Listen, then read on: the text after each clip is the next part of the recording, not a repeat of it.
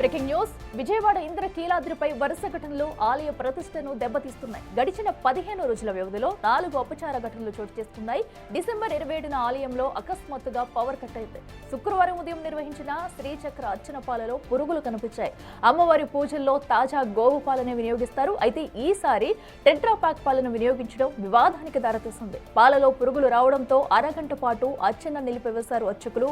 అనంతరం గోవు పాలు వచ్చిన తర్వాత శ్రీచక్ర అర్చన కొనసాగించారు. దీంతో భక్తులు అయోమయానికి గురయ్యారు. 3 రోజుల క్రితం మహామండపంలో కేక్ కటింగ్ ప్రయత్నించారు. అలాగే నిన్న భక్తులకు కరెంట్ షాక్ తగిలిన ఘటన కూడా సంచలనంగా మారింది. ఇలాంటి వరుస ఘటనలతో ఆలయ నిర్వహణపై తీవ్ర విమర్శలు వెలువెత్తుతున్నాయి.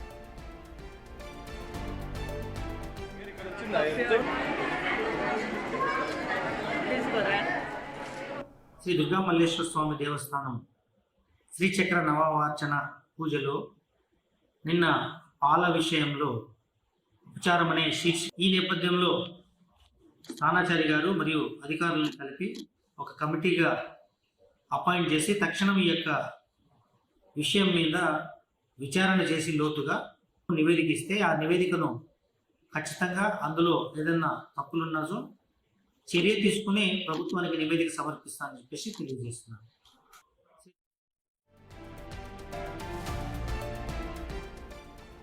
ఇటుక విజయవాడ దుర్గ గుడిలో కూడా వరుస ఘటనలు అయితే చోటు చేసుకున్నాయి. దీంతో భక్తులంతా కూడా అయోమయానికి గురవుతున్నారు. అయితే ఒకసారి కరెంటు పోవడం, మరొకసారి అయితే ఏదైతే అమ్మవారికి అర్చన చేసే పాలలో కూడా పురుగులు కనిపించడం, మరో పక్కనైతే కరెంట్ షాక్ కొట్టడం వరుస వివాదాలు అయితే దుర్గ గుడి భక్తులకైతే అయోమయానికి గురి చేస్తున్నాయని చెప్పాలి. ఇక మరింత సమాచారం మా ప్రతినిధి నరసింహ లైవ్లో అందిస్తారు.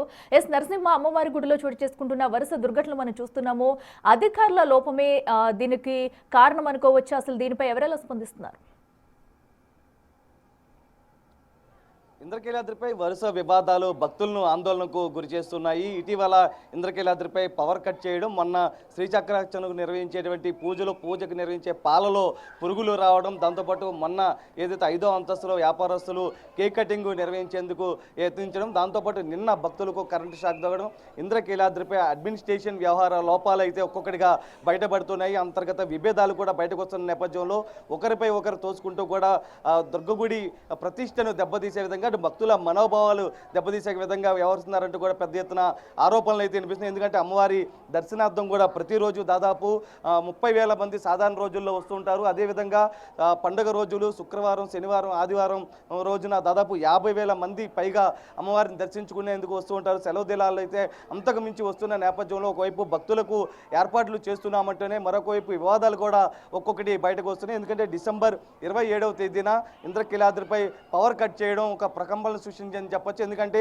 అంతకు ముందు నుంచి కూడా అటు విద్యుత్ శాఖ అధికారులకు, దుర్గగుడి అధికారులకు మధ్య కొంత లేఖాస్త్రాలు నడుస్తున్నాయి. మీరు డబ్బులు కట్టాలి, మీరు మాకు కట్టాలంటూ కూడా ఇరువురు లేఖలు చెప్పించుకున్నారు. ఈ నేపథ్యంలోనే బకాయి 3 కోట్ల పైన చేరిన నేపథ్యంలో విద్యుత్ శాఖ అధికారులు ఇంద్రకీలాద్రిపై పవర్ కట్ చేయడం, ముఖ్యమంత్రి చంద్రబాబు నాయుడు కూడా ఈ వ్యవహారంపై సీరియస్ అయ్యారు.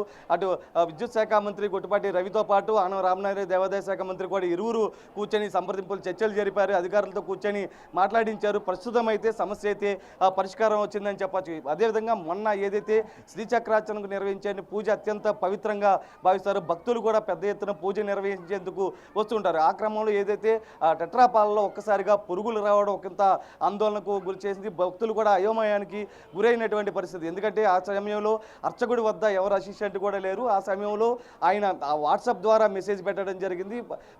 ఏదైతే పాలకు సంబంధించి పురుగులు వచ్చిన నేపథ్యంలో త్వరితగతిన ఆవు పాలు తీసుకురావాలంటూ కూడా ఆయన కోరినటువంటి పరిస్థితి. కానీ ప్రస్తుతం అది ప్రకంపనలు సృష్టించింది. దాంతోపాటు ఒక వివాదం అయితే నడిచింది. అటు రాజకీయంగా కూడా ఆరోపణలు అయితే నడిచాయి. దాంతోపాటు ప్రధానంగా అక్కడ ఉన్నటువంటి అర్చకుడి పైన ప్రస్తుతం శాఖాపరంగా చర్యలు తీసుకునే అవకాశం కూడా కనిపిస్తుంది. ఎందుకంటే అర్చకుడు ఏదైతే సమాచారం ముందుగా ఇవ్వాలి, అటు సిబ్బందికి కానీ అధికారులకు కానీ ఇవ్వాలి. అంతేగాని ఈ విధంగా బయట పెట్టడం అటు ఇది కాదంటూ కూడా ఒక నివేదిక అయితే ఇప్పటికే అర్చకుడు స్థానాచార్యతో పాటు మరొక కమిటీ కూడా నివేదిక అయితే ఈవోకు సమర్పించింది. ఈవో పైన ఈవో అటు కమిషనర్కు పంపే యోచనలో కూడా ప్రధానంగా ఇక్కడ అర్చకుల మధ్య విభేదాలు అయితే బయటకు వచ్చినటువంటి పరిస్థితి కనిపిస్తుంది. అదేవిధంగా 5వ అంతస్తులో కేక్ కటింగ్ వ్యవహారం కూడా చర్చనీయాంశంగా మారింది. ఇంద్రకీలాద్రి పైన కేక్ కటింగ్ అటువంటి నిర్వహించకూడదని నిషేధాజ్ఞలు ఉన్నాయి. కానీ వాటికి సంబంధించి వ్యాపారస్తులు పెద్ద ఎత్తున చేరుకొని కేక్ కటింగ్ నిర్వహించేందుకు యత్నించిన నేపథ్యంలో కూడా అక్కడ సిబ్బంది అడ్డుకోవడం కూడా జరిగింది. ఏదైతే నిన్న కరెంటు షాక్ కూడా కొంత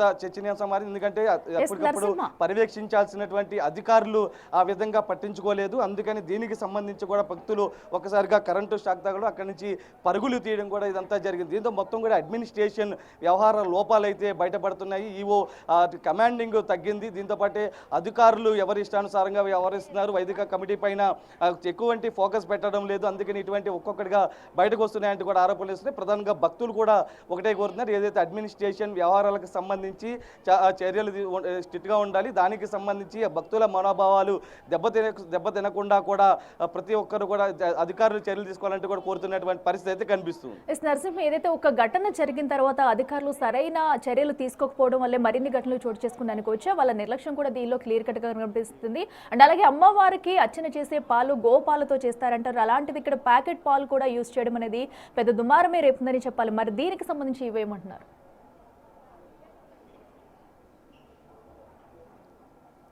అంటే ఖచ్చితంగా చెప్పచ్చు. ఇది ఒక విధంగా కూడా ఒక్కొక్కటిగా బయటకు వస్తున్న క్రమంలో కూడా అటు అర్చకుల మధ్య విభేదాలు కావచ్చు, అటు దుర్గగుడి అధికారుల మధ్య కూడా సమన్వయ లోపం కావచ్చు, ఇలా ప్రతిదీ కూడా బయటకు వస్తున్న నేపథ్యంలో వరుస వివాదాలు ఇంద్రకీలాద్రిపైన చోటు చేసుకుంటున్నారు. ఎందుకంటే కరెంటు కట్ విషయానికి సంబంధించి కూడా అటు లేఖలు రాసుకుంటున్నారు, మీరంటే మీరు ఇవ్వాలి, మాకు మీరు ఇవ్వాలి, మీకు మేము ఇవ్వాలంటూ కూడా ఇరువురు లేఖలు రాసుకుంటున్నారు తప్ప దీన్ని కూర్చున్న సందర్భం కూడా ఎక్కడా లేదు. దీంతో ఒక ప్రకంపనలో ఒక రాజకీయంగా కూడా అటు చర్చనీయాంశంగా మారినటువంటి, ఎందుకంటే ఇంద్రకీలాద్రిపైన పవర్ కట్ అనేది కూడా ఒక విధంగా భక్తుల మనోభావాలకు దెబ్బతీసే విధంగా ఉంటుంది. ఎందుకంటే రాజధాని ప్రాంతంలో అమ్మవారి టెంపుల్ ఉంది.